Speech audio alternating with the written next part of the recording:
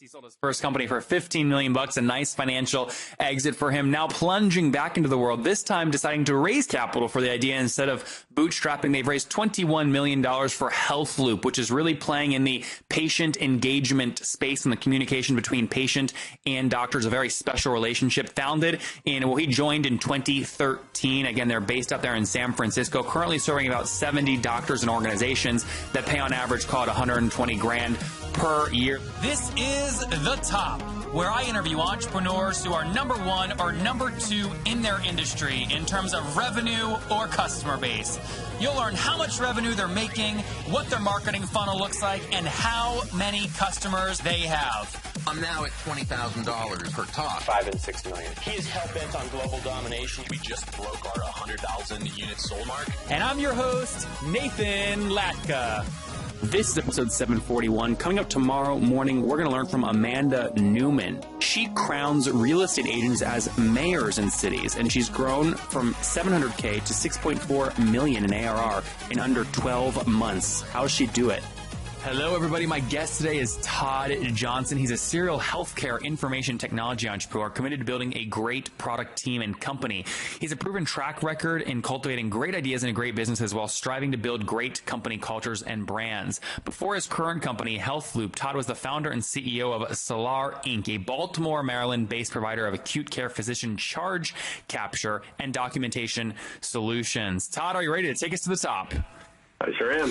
How do you get excited about healthcare, man? I would be beating my head against the wall. I'd give up in like 2 seconds and I'd run the other direction. Look, healthcare makes up a sixth of our economy. It is an insanely complex, convoluted, and unbelievable industry.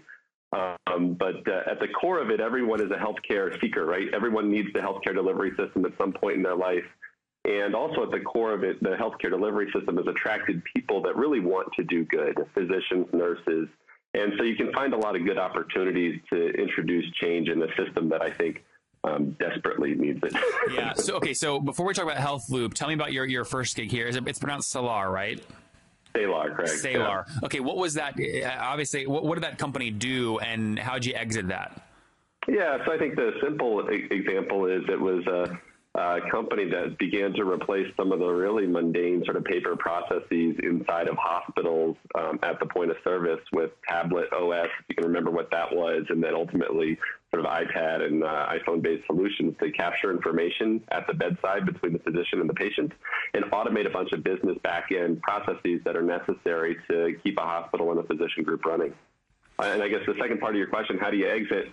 The race to digitize medicine is dominated by electronic medical record vendors and medical transcription vendors, and we sold that company to the nation's second largest medical transcription firm in 2011. For how much? Yeah, it was a $15 million exit. That was a company that had no venture capital, so it was me and my partners and our employees. It was actually a nice exit. That was your first kind of big financial event, and it was enough for you to really be good for life if you spent your money carefully. Yeah. Depending if I can keep my spending and my wife's spending habits in check. What's the most you spend money on personally per month right now? We live in Silicon Valley, so it's rent, baby. Yeah, it's a pretty astonishing market. I wish I was in commercial real estate in Silicon Valley or residential real estate. Do you own your place or do you rent? No, we're renting. Why not buy it so it builds equity? Well, I think there's a couple of things. I'm an East Coaster, and after we sold our first company, my wife and I moved the family to Silicon Valley, and the transition there was rapid, so we didn't have time to really understand the market, and so we started renting. And I guess over time you get comfortable with where you are, and our kids were in school, and it just seems like it's the right answer for us. And I guess the second thing is for those that live in Silicon Valley, they understand the madness of that market. It's just hard to get right with the price escalations there. Yeah, makes good sense. So let's fast forward now. So that exit you said was in what year again? 2011. 2011, $15 million exit there. Good financial event for everyone. No venture capital. What year did you launch HealthLoop in? So HealthLoop was actually initiated in 2009 by a physician in San Francisco. He's the founder. For a few years, it was more or less an idea on a piece of paper and a dream. The board found me, and I joined in early 2013 to turn it from idea into company. The founder's a brilliant guy, just a creative individual who who had a really simple revelation, which is he had a patient that was otherwise pretty healthy. She was in her mid-60s, had pneumonia. He put her on an antibiotic, assumed everything would be fine because it usually is. Then he got a call from the intensive care unit at Cal Pacific Medical Center in San Francisco 7 days later, and this woman was almost dead. And she was on a ventilator and respiratory failure. And his first question is, why the hell didn't she call me? Right? If she wasn't getting better and if this medicine wasn't working, she should have reached out. And then his second really obvious sort of observation is, shame on me, why didn't I call her? As her doctor, I should have been touching base and checking in to see how she was doing. And that was really the genesis of HealthLoop. And when I met Jordan Schlane in late 2012. He's the guy who originally had the idea. Yeah, he's just the physician founder, and he's still active and a board member and a wonderful friend. This basic concept that we can do more with patients and check in to make sure they get better health, I think, is a universally good thing. Nobody sort of disagrees with that. But secondly, the market timing and our transition of the economy, the healthcare economy, from a transactional system to a value-based system, and we can talk a little bit more about that if you'd like, makes for good timing for innovations that can help achieve better quality healthcare at lower cost. How do you make money, though? Yeah, so, it's been an interesting evolution at HealthLoop.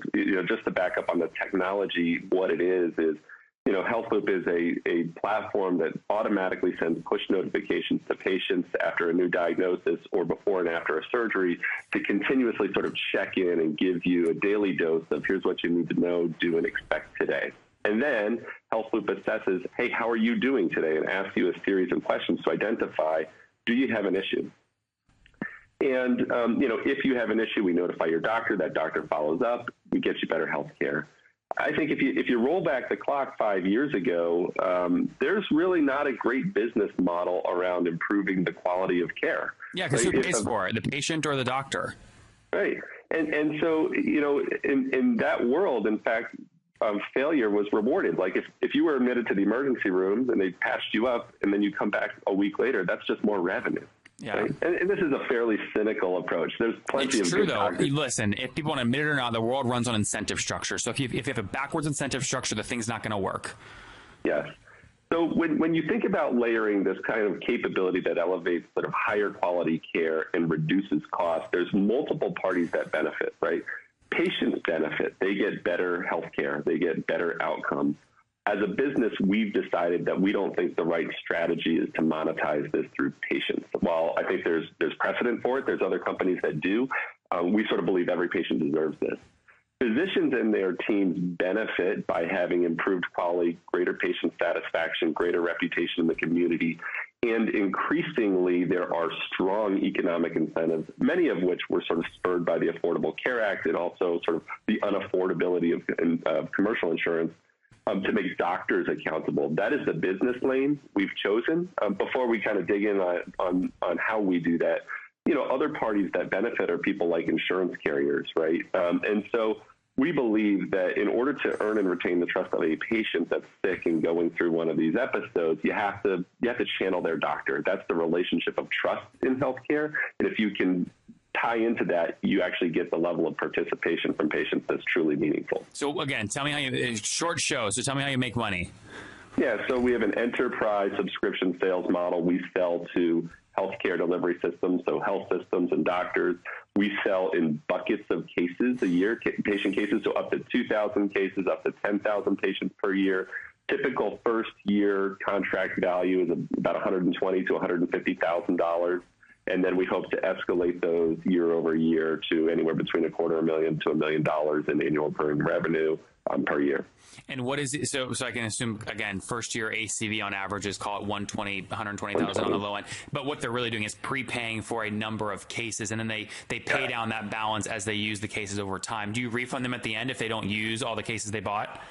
No, it's sort of a use it or lose it strategy. So we amortize or ratably recognize over the year. Got it. And is that an average? I mean, would you see the average customer is paying you $10,000 per month or $120,000 per year? Yeah. Okay. And what? Go ahead. Yeah, that's fine. Well, I was going to say, so like, what is it? I wonder what that sales call sounds like, because the doctor's going, look, I mean, they're not going to say this, but I don't want this thing to be solved. Like, I need her or him to come back in 2 months because they had a complication and I just learned about it. Like, literally, how do you solve that incentive structure problem? I would hate to be your salesperson. Yeah, the short answer is it's hard. The good news is that we are moving to a delivery system that has much better incentives. It's taking much longer than I think I want and I think patients deserve. But we're moving, you know, the consumer way to think about this is into a warranty program model where hospitals and physicians have to warrant their services for 60 days or 90 days after a treatment is provided. And it creates sharp economic incentives. The challenge with that is that these are very targeted, so they might be just for heart attack patients or for total joint replacement patients.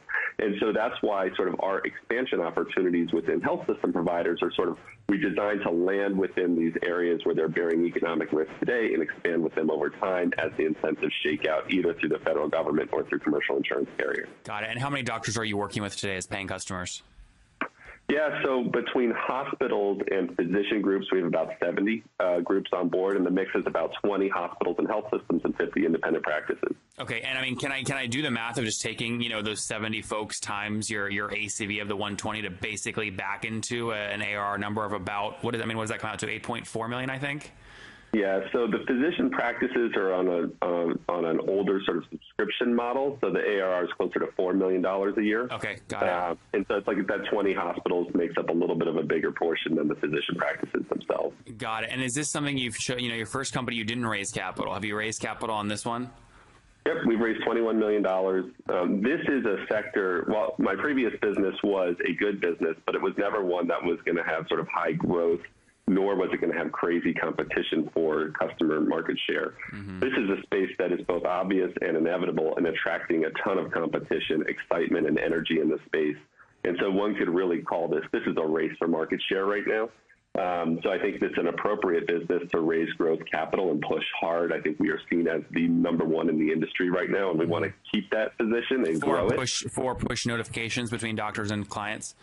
Yeah, this is largely referred to as the patient engagement space. So how do you engage patients in between visits or after discharge to guide their health? And what do you, talk to me about churn. Have you signed up any of these folks and have they canceled? And if so, what's your kind of average annual retention? Yeah, we do pretty well. We're above 90% in annual retention. The number one reason for churn is, well, actually two. One is there's not an economic incentive. So some cases, physicians or medical groups sign up absent those types of economic incentives, and then it's a nice to have, not a must have. Yep. And I think the second one is if an organization, you know, there's an institutional mindset to think about treating patients as they come through the door and optimizing throughput, right? We got to bed patients, treat them, and discharge them, bed patients, treat them. And there's a mindset to think about treating patients after they've been discharged and to think operationally about how to do that. And so I think organizations that don't have the mindset that they want to treat patients in this way are never going to set themselves up for success. Got it. And up to me today in terms of team size, right? So how many folks do you have at the company? Yeah, we got about 40 people. We've been doing a fair amount of investment in the sales and market development side. How many of the 40? Let's see, 6, 7, 8 of the 40 are on the sales team. And, you know, it's a hardcore enterprise sale. We're dealing with very complex, it's an orchestration between physicians and hospital administration. You got to find the person to sell to, then you got to sell them a contract, which they're not incentivized to buy at all. So they hopefully they're a good person that want to do the right thing, which is a hard sale. That's exactly right. And again, fortunately, the economics of the marketplace are improving. The interesting thing about this is when I reflect back on Salar and, you know, venture folks and people that are in this space understand that the enterprise sales cycles to health systems can be 12 to 18 months. Our cycle times now are about 6 to 7 months, which is, it still sucks. On the 120 ACV? On the 120 ACV. That's great. But it's a hell of a lot better than I've been able to perform with other businesses, and that I think is typically happening. And we chalk that up to there's strong market demand for these tools right now. Yeah. What is the what are you paying to acquire these customers? What's your CAC? Yeah, so, you know, it's really largely the sales expense overhead. And, yep. and again, there's sort of variability. If you're dealing with a very prestigious academic medical center, we might be on site 4 or 5 times to get that thing over. What do you aim for, though? Like fully weighted CAC? Yeah, I mean, we'd love about a $10,000 price of acquisition. Yeah. Again, we have a strong degree of variability there. Why not? Like, if you think you could spend more to land them quicker, like, I mean, so you get paid, if they pay you $120,000 up front and you only put out $10,000, I mean, that's great. You paid back instantly, right? Like, why not? I mean, if you jack that up and spent more and you spent $100,000, could you grow faster, or no, you haven't figured out that lever yet? You know, I honestly believe that with this marketplace, it's hard to push things faster. In other words, there's so many competing priorities within these organizations that you have to find the ones that are ready, that have the urgency. So money can't solve it. That's exactly right. And so I think it's actually more about upping the number of at-bats you have to increase the likelihood that you can identify those that have urgency now. And then those that don't, they come back next quarter or the quarter after that. And so I think that's the better strategy to think about improving sort of acquisition rates. Yep. And then you probably have done back of the napkin math on this, but what do you assume lifetime value is on one of these guys or girls? Yeah, I mean, again, it's going to depend on the size of the organization, but you'd love to have it between $1 million and $5 million. We'll see how things shake out. I think we don't yet have precision on what are our true conversion rates up to advanced, you know, between $500,000 and $1 million to even more. What are those going to be over time? We'll know in a year or two. Yep. Makes good sense. You said you're doing, you're about $4 million right now in MRR. So what, about 20 million run rate, something like that? Sorry, 40 in ARR. Oh, that's ARR. Got it. 4 million in ARR. And then talk to me kind of about growth rates. So what were you, I mean, what'd you do last year? Yeah, so we're going to do probably a 150% growth over last year. That's great. Okay, in terms of kind of ARR or MRR? In annual recognized revenue. Yep. Right. And then the year before that, it was about a 300% growth. And, you know, I'd like to keep it between 100 and 200% growth going forward. I think we may see some escalation. You know, the regulatory side of this equation really does matter. What happens in DC really pushes the industry, and we will see it ebb and flow as policy begins to shake out. Yeah, and there's so much unpredictability there, right? It's like, it makes it even, that can either be a good thing for business unpredictability or a bad thing. Yeah, in this case, I think it's a bad thing. You know, the Affordable Care Act did, I think, create a tremendous amount of urgency and this tipping point where the delivery system sort of understood that we were having to move to a value-based model, and organizations were proactively chasing that. The good news is I think we actually got there, that it's out. Now it's actually harder to pull back. But without certainty on the policy side, you know, people just don't know exactly where they need to be investing. And I think there's a fear that if we pull back coverage for the low-income population, you know, the 23 million, you know, whatever budget report you want to believe, right? The fact is those people still require healthcare services, and they go to the hospital, and the hospital either pays it out of pocket or they get reimbursed for those services. So I think hospitals need to be very thoughtful about conserving cash and preparing for a future in which, you know, $8 to $10 billion is coming off their balance sheet, as opposed to from federal subsidies to low income. Do you have any hidden costs like we wouldn't, you know, typically associate with a software company, or is your gross margin in the 80, 90 range? Yeah, I think the hidden costs are really around the change management to really move a large delivery system to adopt a new method of thinking around patient care. And again, you have a wide degree of variability in these organizations. Some are ready to go. They've got great leadership. They are on fire, and others need a lot of support. And so we do exert a good amount of professional services to help them achieve. How much of that do you put above the line? Like, what is your gross margin? Yeah, so gross margin right now is around 70%. I mean, that's not horrible. Yeah. Nope. Yeah, that's not bad at all. And so you're actually just understand, like most software companies, they'll just have like Amazon Web Express, like those kinds of, you know, merchant fees on your processor. Your majority above the line stuff has to do more with like the educational costs of like getting this thing done. Yep, exactly right. Many of you listening right now don't have time to listen to every B2B SaaS CEO that I've interviewed. If you want to get access to the database I've created with year-over-year growth rates, customer accounts, margins, and many, many other data metrics and data points, you can go to getlatka.com. Here's the thing, though. That database, I keep it to myself. It's so freaking valuable. And to preserve the quality of the data and make sure that the people that have access to it have a true advantage, I'm only letting 10 companies on each month. So we're full this month, but you can go to getlatka.com to get on the waiting list for next month. And look, there's big people on the waiting list. I mean, the biggest VCs you've ever heard of. You've probably heard of them. They're big, private equity, billions and billions under management. So it's an impressive waiting list. Go get on now at getlatka.com. One of the themes, guys, I have on this show is I have very successful people at selling information on. People like Amy Porterfield, people that have online membership courses. And many of you will direct message me and email me, and some of you even text me and said, Nathan, how do we do all this? How do we do the email marketing for a course? How do we handle the payment? How do we put the membership login on our website? How do we get the course information organized quickly and easily? Well, the tool that people are using, and a lot of people are using this, you can see at nathanlatka.com/course. That's nathanlatka.com/course. The trial is nice and free, which I love. If you're like me, I just want to log in, tinker around, figure it out myself, and then decide if I want to use it or not. So it's nathanlatka.com/course. This is the most straightforward way I've seen to launch your course. So you don't have to go buy 10 different pieces of software like email marketing plus payment plus a bunch of other stuff. It's all in one.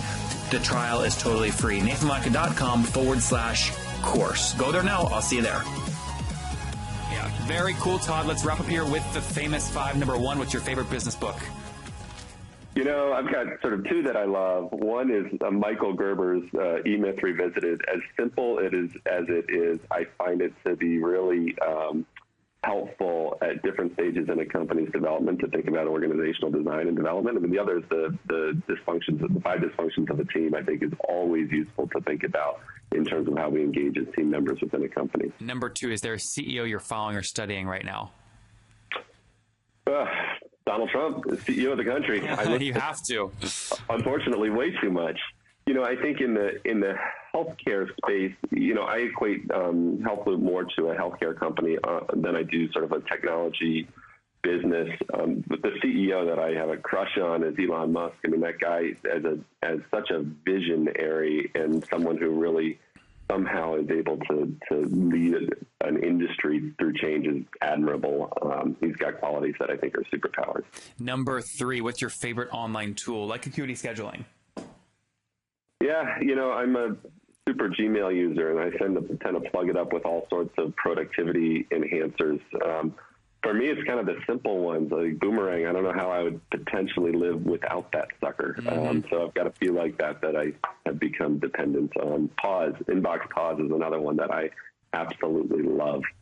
Number 4, how many hours of sleep do you get every night? I shoot for 8. I get 7. Okay. Last night I got 5.5. And what's your situation? Married, single? Do you have kids? Obviously, I know you're married and kids, but how many? Married and 2 kids, 9 and 7. So 2 little ones. Fun year. All right, and how old are you? 40. Just turned 40. Congratulations. Last question. Take us back 20 years. What do you wish your 20-year-old self knew? I wish my 20-year-old self took things a little bit less seriously. When I was in college, I busted my ass and I achieved too much, and I feel like I moved through it too quickly. And, life moves quick. It's easy to get wrapped up in work, and there's moments in time that your life where you don't have a lot of responsibilities, and you should take advantage of those moments and do nothing or do things that are purely fun and not worried about being so damn successful all the time. There you guys have it from Todd Johnson. Don't worry about being so damn successful all the time. Speaking of success, he sold his first company for $15 million, a nice financial exit for him. Now plunging back into the world, this time deciding to raise capital for the idea instead of bootstrapping. They've raised $21 million for HealthLoop, which is really playing in the patient engagement space and the communication between patient and doctors, a very special relationship founded in, he joined in 2013. Again, they're based up there in San Francisco, currently serving about 70 doctors and organizations that pay on average, call it 120 grand per year. They're currently doing about 300 grand in monthly, 400 grand in monthly recurring revenue, 4 million in ARR, which comes out to about 330 grand in monthly recurring revenue, 90% annual retention. So they're growing. He's tackling a tough system with $21 million raised. Todd Johnson, thank you for taking us to the top. Alrighty. Thank you. If you enjoyed today's episode with Todd, go back and listen to yesterday's episode with Chow. He's helped over 20,000 folks land a job with his recruiting tool. He's raised $4 million and passed $200,000 in monthly recurring revenue.